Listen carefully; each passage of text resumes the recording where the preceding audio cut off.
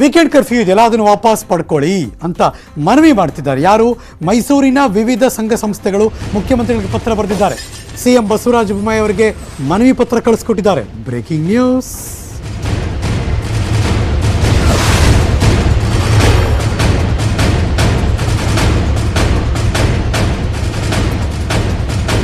Hotel ಮಾಲೀಕರ ಸಂಘ, ಮೈಸೂರಿನ ಸಂಘ ಸಂಸ್ಥೆಗಳ ಒಕ್ಕೂಟ, ಕರ್ನಾಟಕ ಟೂರಿಸಂ ಸೊಸೈಟಿಯಿಂದ ಈ ಮನವಿ ಮಾಡ್ಕೋತಿದ್ದಾರೆ.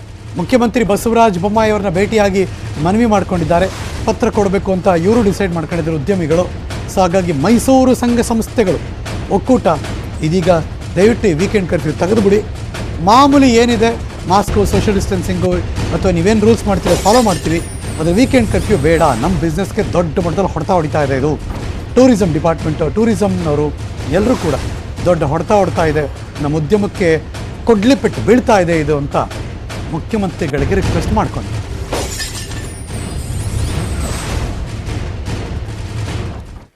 ಬೆಂಗಳೂರಿನ KR ಮಾರ್ಕೆಟಿಂದ ಹೂವಿನ ಮಾರ್ಕೆಟನ್ನು ಸ್ಥಳಾಂತರ ಮಾಡಿದ್ರು. ಅದು ಮಾಡಿದ್ದಕ್ಕೆ ವ್ಯಾಪಾರಿಗಳು ರೊಚ್ಚಿಗೆದ್ದಿದ್ದಾರೆ. ಕರೋನಾದಿಂದ ನಾವೇನು ಸಾಯಲ್ಲ ರೀ, ಈ ಕೆಲಸ ಇಲ್ಲದೆ ನಾವು ಸಾಯ್ತಾ ಇದ್ದೀವಿ ಅಷ್ಟೇ, ವ್ಯಾಪಾರ ಇಲ್ಲದೆ ಒದ್ದಾಡ್ತಾ ಇದ್ದೀವಿ, ನಾವು ಸಾಯ್ತಾ ಇದ್ದೀವಿ, ನಾವೊಂದು ಬದುಕಕ್ಕೆ ಬಿಟ್ಬಿಟ್ರೆ ಸಾಕಪ್ಪ ನೀವು ಅಂತ ಸರ್ಕಾರಕ್ಕೆ BBMP ಕೇಳ್ಕೊಂಡಿದ್ದಾರೆ. ವೀಕೆಂಡ್ ಕರ್ಫ್ಯೂ, ನೈಟ್ ಕರ್ಫ್ಯೂ ದಯವಿಟ್ಟು ಮಾಡಬೇಡಿ ಅಂತ ಮನವಿ ಮಾಡ್ಕೋತಿದ್ದಾರೆ ವ್ಯಾಪಾರಸ್ಥರು. ತುಂಬಾನೇ ಲಾಸ್, ಇಲ್ಲೇನಿಲ್ಲ, 1 ರೂಪಾಯಿ ಇಲ್ಲ ನೋಡಿ. ಹಂಗೆ ಹೋಯ್ತು ಸಾಲ ಮಾಡ್ಕೊಂಡ್ ತಂದಿಲ್ಲ ಹಾಕ್ಬಿಟ್ಟು, ಗಂಟು ಇಲ್ಲ, ಏನು ಇಲ್ಲ, ಆದಾಯ ಇಲ್ಲ, ನಷ್ಟ, ಎಲ್ಲ ನಷ್ಟ. ಯಾತಕ್ಕೆ? ಯಾವ ಕಾಲದಲ್ಲಿ ಸಿಲಿಂಡ್ರ್ 1,000 ರೂಪಾಯಿ ಸಿಲಿಂಡ್ರ್ ಮಾಡಾರ, ಬಡವ್ರ ಬಗ್ಗರು ಜೀವನ ಮಾಡೋದು ಹೆಂಗೆ ಬಾಡಿಗೆ ಕಟ್ಟೋದು ಹೆಂಗೆ? ಅವ್ನ ಕೆಲಸ ಇಲ್ಲ, ಅವ್ನ ಕಾರ್ಯ ಇಲ್ಲ. ನಿರುದ್ಯೋಗಿಗಳ್ಗೆ ಬಡವ್ರಿಗೆ ಏನಾರ ಹೆಲ್ಪ್ ಮಾಡಿದಾರ? ಇಲ್ಲ ನಮ್ಮ ಮಕ್ಳುಗಳಿಗಾದ್ರೆ ಯಾವ್ದಾರು ಒಂದು ಕೆಲಸ ಕೊಟ್ಟವ್ರ? ಏನು ಇಲ್ಲ, ಸುಮ್ಮನೆ ಅಂತಿಕ ಶಿಫ್ಟ್ ಎಲ್ಲ ಲಾಸೆ. ಏನಂದ್ರೆ ಏನಿಲ್ಲ, ಆಟೋಗೆ 50-60 ರೂಪಾಯಿ ತಕತ್ತಾರೆ ಅಂದ್ರೆ ಎಲ್ಲಿಗೆ ಹೋಗ್ಬೇಕು ಜನ? ಪೆಟ್ರೋಲ್ ಹೆಚ್ಚಾರ, ಎಲ್ಲ ಹೆಚ್ಚಾರ, ಬೇಳೆ ಹೆಚ್ಚಾರ, ಎಣ್ಣೆ ಹೆಚ್ಚಾರ, ಎಲ್ಲ ಹೆಚ್ಚಾರ. ಏನಕ್ಕೆ ಅಂತ? ಯಾವ ಕಾಲದಲ್ಲಿ 1,000 ರೂಪಾಯಿ ಆಗಿತ್ತು ಸಿಲಿಂಡ್ರು? ಏನ್ ತಿನ್ಬೇಕು ಜನಗಳು? ನಾವು ಅದರಲ್ಲೇ ಜೀವನ ಮಾಡೋದು, ನಾವು ಅದರಲ್ಲೇ ಕಷ್ಟಪಡೋದು. ನಾವು ಬೇರೆ ಯಾವುದು ಓದಿ ಉದ್ದೇಶ ಇಲ್ಲ ಅಣ್ಣ. ನಾವು ಅದರಿಂದ ನಾವು ಜೀವನ ಮಾಡಿ ಬಾಡಿಗೆ ಕಟ್ಕೊಂಡು ವ್ಯವಹಾರ ಮಾಡ್ತಾ ಇದ್ದೋ. ಅದನ್ನೇ ನಿಲ್ಲಿಸ್ಬಿಟ್ರೆ ನಾವು ಹೆಂಗಣ ಜೀವನ ಮಾಡೋಣ?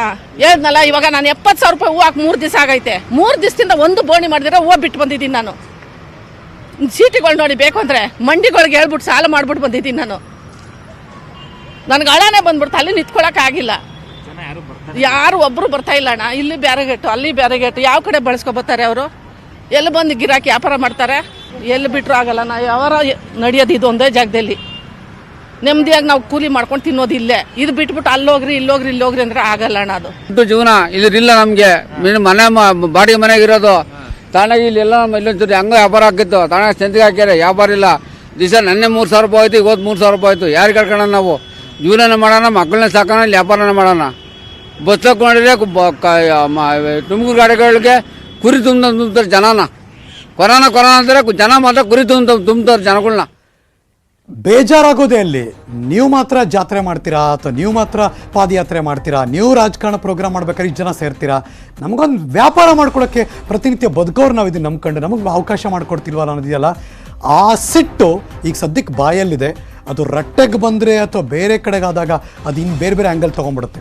ನೋಡೋಣ, ಮುಖ್ಯಮಂತ್ರಿಗಳು ಸರ್ಕಾರ ಇದನ್ನು ಪರಿಶೀಲನೆ ಮಾಡಿ ರೀಕನ್ಸಿಡರೇಷನ್ ಮಾಡ್ತಾರಾ, ಶುಕ್ರವಾರ ಏನು ಹೇಳ್ತಾರೆ ಅಂತ ಕಾದು ನೋಡ್ಬೇಕು.